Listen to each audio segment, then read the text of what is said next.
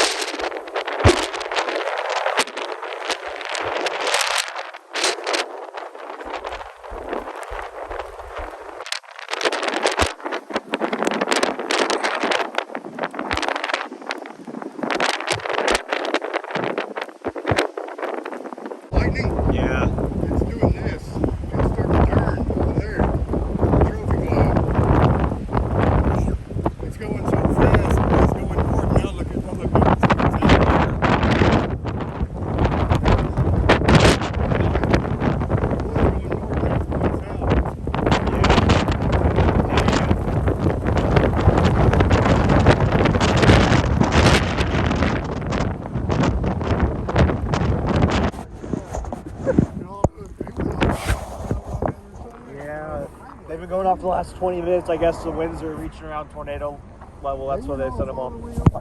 Yeah. The tornado sirens went off, and they said they couldn't see over there. We called our buddy over there in Decatur, and they said they couldn't even see over there. Really? Yeah, I heard it was like fog, hail, or something. Yeah, it was so dark over there, they couldn't see where they were driving on the highway off of 114. Yeah. I think it's going to go north of us. Yeah.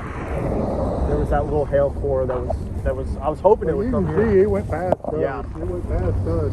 Well, when it came through here right before you guys picked up, there were really low-lying clouds that were ripping across. We just came from Walmart over there. Yeah. And we dropped stuff off. We stopped there, and he didn't want to come out here. It's his new car. My brother over here drove. You want to meet him? He's the case of it.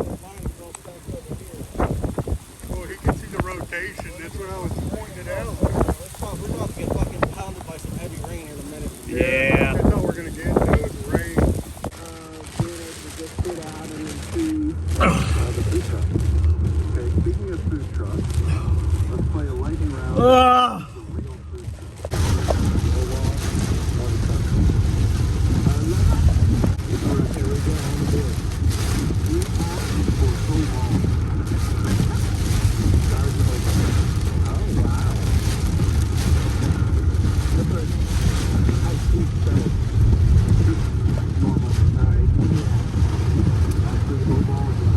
Pea-size.